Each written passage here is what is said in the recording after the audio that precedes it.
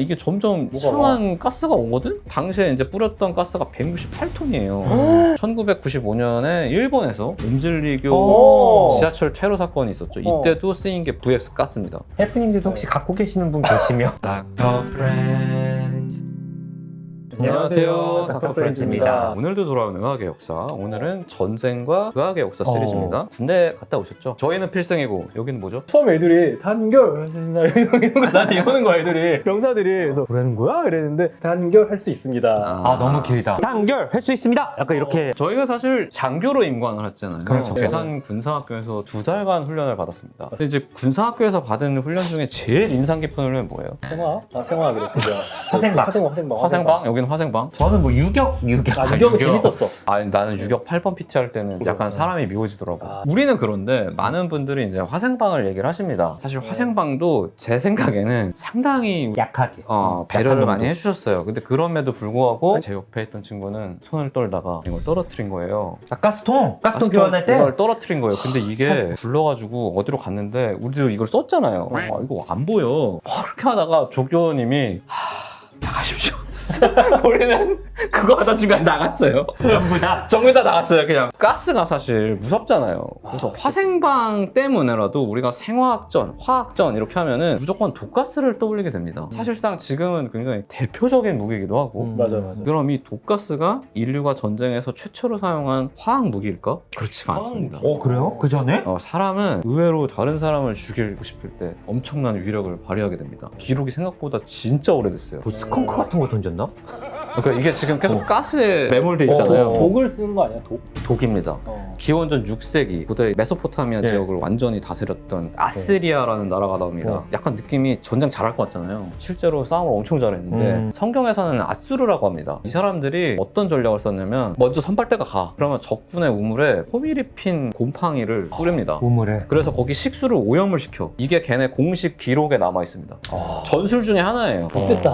그래서 그렇게 하고 전쟁을 시작해요. 혹은 얘네가 전쟁을 하는데 상황이 좋지 않아. 퇴각을 해야 돼. 그러면 이 식수에다가 곰팡이를 풀고 후퇴를 합니다. 더 따라오지 못하고 따라오다가도 이제 물 먹고 이제 설사를 하고 하니까 비슷한 시기에 아테네에서도 독성 성분이 있는 식물 뿌리를 식수에 타가지고 설사를 일으켰다라는 기록이 있습니다. 엄청 유명한 사람이 나와요. 한니발 아시죠? 한니발, 예. 카르타고의 전쟁. 영장이죠. 예. 로마를 막 죽도록 애를 먹여가지고 나중에 로마 사람들이 이제 화가 막 머리끝까지 나가지고 카르타고를 점령했을 때 돌 위에 돌 하나 남지 않도록 싹 부셔버렸다고 하죠. 지금은 아예 찾아볼 수가 없는 유적지가 돼버렸는데 이 사람도 어떻게 했는지 모르겠는데 해전에서 독사를 풀었대. 적함에다가 백병전을 할 때 이렇게 해서 끌어오잖아요. 그때는 뭐 대포 같은 게 없으니까 끌어온 다음에 넘어가는 게 아니라 포대자루를 딱 하고 이걸 끊어요. 그러면 우리는 저쪽에 안 넘어가고 저기에는 자루에 있던 독사들이 혼란을 일으키고 이런 엄청난 사람들이 있는데 사실은 전쟁하면 서양이 아닙니다. 고대전은 동양이 짱이에요. 춘추 전국시대 보면은 전쟁이 일상이잖아. 그렇죠. 만화 좋아하시니까 킹덤 혹시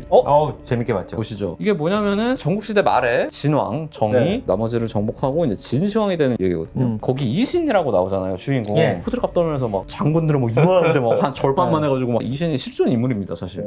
보잘것 없는 거기서 이제 점점점 승진하잖아. 실제로도 출신이 천했어요. 그래서 사실 역사서에서는 되게 평가가 박해요. 그게 사실은 출신이 너무 천하기 때문에 역사서에서 좀 배제가 됐다는 평이 있고 그래서 이제 킹덤을 그린 만화가는 이신을 좀 재평가하기 위해서 굉장히 재조명하는 느낌이 있고 거기 나오는 몽호라는 장군이 나오거든요. 몽가의 후손으로 해가지고 라이벌로 나오잖아요. 이 몽호도 엄청 명장이고 이 사람은 실제로 명가 출신이기 때문에 역사서에서는 몽호랑 이신을 계속 구분하면서 나와요. 몽호에 비해서 이신은 무용도 좀 부족하고 전술적인 이해가 부족하고 성미가 급했다 이렇게 하거든요. 그만큼 얘네가 전쟁의 진심이거든. 서양은 막 기껏해야 독 풀고 이러잖아요. 얘네는 진짜로 독가스를 써요. 묵자라는 사람이 있는데 이 사람이 소가죽으로 만든 풀물을 이용해가지고 겨자 같은 독한 식물을 태워서 거기서 나는 걸 이렇게 붕붕 해서 가스를 뿜는 거예요. 근데 이거 어디다 써야 유리하냐? 땅굴 파서 오고 있으면 그 땅굴에다가 이 독가스를 뿜어내는 거예요. 그러면 오다가 쿨락쿨락 거리면서 뒤로 가야 되는데 뒤에는 계속 사람이 오니까 이제 압사가 생기고 그렇게 해서 이제 전쟁을 유리하게 이끌죠. 영화에도 나옵니다. 묵공이라고 묵자가 주인공인 영화가 있어요. 거기도 이 장면이 또 나오고 그래서 이제 고대 때부터 그때부터 은근히 썼어. 근데 사실 다른 무기의 개선 속도에 비해서 생화학 무기는 지지부진합니다. 그럴 것 같아. 효과가 좀 별로인 것도 있고 생화학 무기의 가장 큰 단점이 뭐냐? 피하를 가리지 않아요. 예를 들어서 우리가 적군은 우물에 톡 탔어. 그땐 좋지. 그럼 점령했어. 그럼 아 이거 어떻게 하지? 언제까지 안 먹어야 되나? 곤란한 느낌이 그렇지. 계속 생기잖아요. 그래서 이게 전세 역전하는데 크게 도움이 안 됩니다. 물론 이제 드문드문 기록이 나와요. 그때 흑사병에서 봤듯이 페스트에 걸린 역병에 걸리는 걸 던져가지고 유럽 전체를 뭐 박살내기도 하고 그리고 이제 스페인의 피사로 콩키스타도들로 유명하죠. 이제 남미에 쳐들어갔던 악랄한 군대 그 사람들이 이제 남미를 쓸어버렸는데 이 사람들은 무슨 짓을 했냐? 이미 생화학전에 대한 이해도가 약간 있었어요. 그렇기 때문에 천연두 고름에 적신 옷을 원주민한테 선물입니다 라고 해서 이렇게 주고 원주민들은 아무것도 모르고 담배를 주고 그걸 받아가지고 와서 천연두에 걸려서 인구의 대부분이 사망하고 사실 이거는 뭐 전장의 흐름을 바꿨다기보다는 문명이 아직 완전히 일궈지지 않은 곳을 파멸시키기 위해서 사용했던 거지 전쟁에 쓰인 무기는 아니었죠. 그래서 이게 최초로 쓰였다고 하는 거는 이제 1차 세계대전 때라고 할 수 있습니다.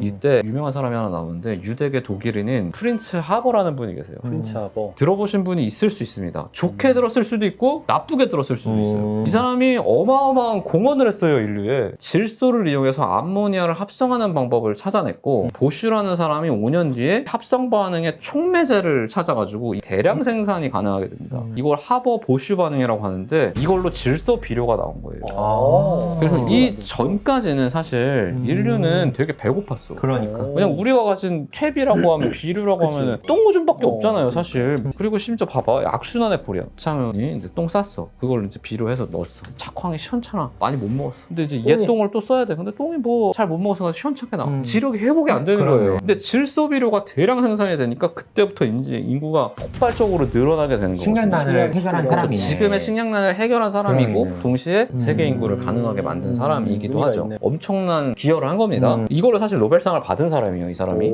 이제 이걸 대량으로 생산하게 된 게 1910년이거든요. 4년 뒤 1914년 7월 27일에 1차 세계대전이 터지죠. 이 사람은 독일계 유태인이었기 때문에 독일 국방부 화학부장에 이제 임명이 됩니다.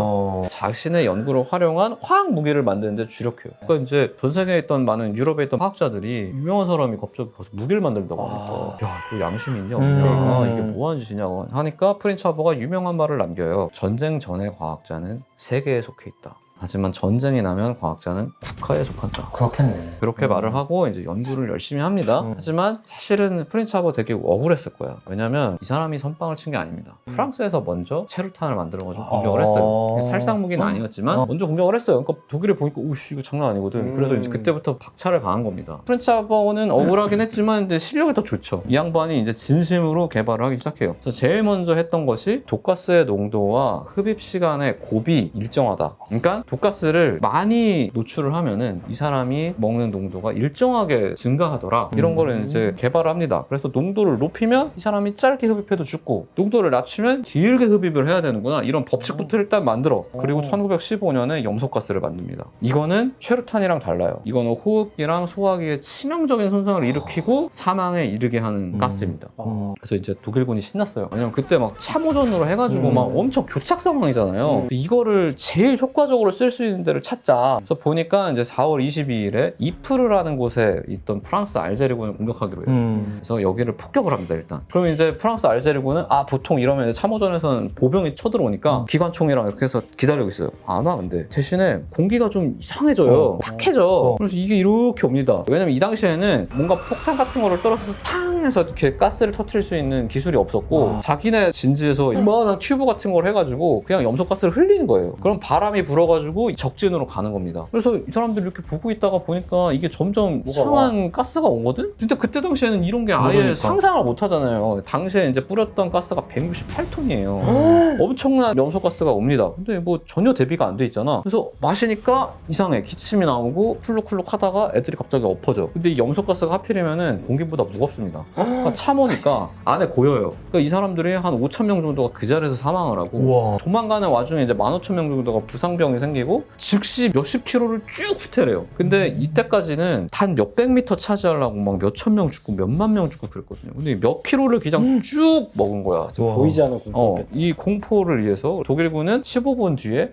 지금쯤이면 바람의 흐름에 따라서 어느 정도 사라졌을 겁니다 라고 하고 이제 돌격을 합니다. 대신에 이제 당연히 방독면은 없고 아직 염소의 중화제인 사이오 황산나트륨을 송수동에 적신 다음에 이렇게 하고 그 염소인 줄 알았나 보네. 왜냐면 본인이 만들었으니까 아니, 그치, 염소가스를 그치. 독일군이 아, 만들었으니까 그래서 이렇게 가요. 독일군은 피해가 아예 없었고 엄청난 노획물을 왜냐면 이게 대비가 안 된 상태에서 도망가니까 포탑이고 기관총이고 뭐 총알이고 뭐 음식이고 이거 다 놓고 도망간 거예요. 그래서 독일군이 엄청 재미를 봤죠. 야 이거 또 한 번 쓰자. 그래서 또 다른 전선에서 염소가스를 사용을 합니다. 근데 이제 얘네들이 이런 짓을 한다는 거를 그래서 협상국도 알았잖아요. 염소가스 오는데 뭐 좋은 방도 없어요. 당장 만들 수 있는 게 뭐가 있어? 방독면이 띠르륵 나오는 게 아니잖아요. 이제 협상국에 있는 과학자들 이게 염소가스인데 이거 암모니아로 중화해야 됩니다. 병사들한테 마스크에다 소변을 보게 하고 그걸 이렇게 하면 좀 예비가 될 겁니다.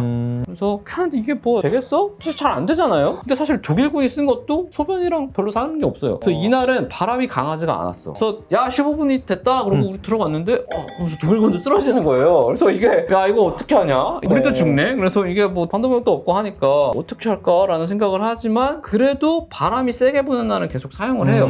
이에 대해서 이제 하버의 아내 클라라 하버거든요. 아니 당신 뭐 하는 거냐? 과학자의 양심은 어디 갔냐?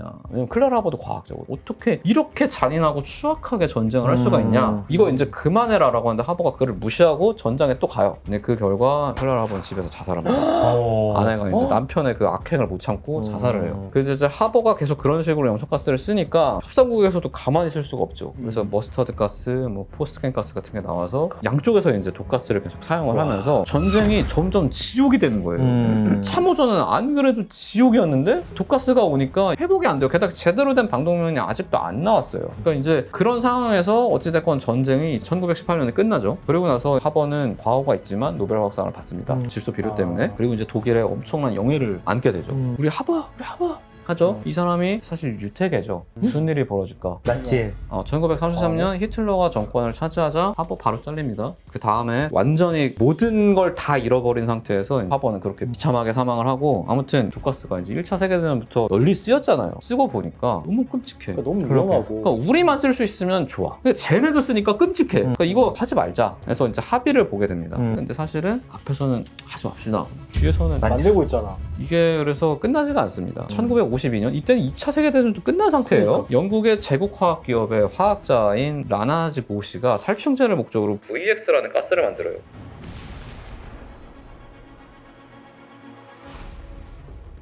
근데 이걸 연구를 더 해보니까 이게 곤충보다 사람을 더 잘 죽여. 야 이거 안 되겠다. 상업적인 연구를 중단하겠다. 여기까지 되게 좋죠. 영국군이 그거를 가지고 미군한테 가요. 너만 알고 있어. 이거 끔찍한 게 있더라. 그래서 미군이 그걸 가져가요. 그리고 이제 연구를 합니다. 그래서 1961년에 대량 생산에 들어가는데 성공해요. 근데 이게 유출이 됩니다. 만들었으면 잘 가지고라도 있지. 그래서 세계 여기저기서 쓰이는데 VX 가스가 썼다고 의심되는 사례 중에 하나가 사담 후세인이 크루즈족을 학살할 때 VX 가스를 썼거든요.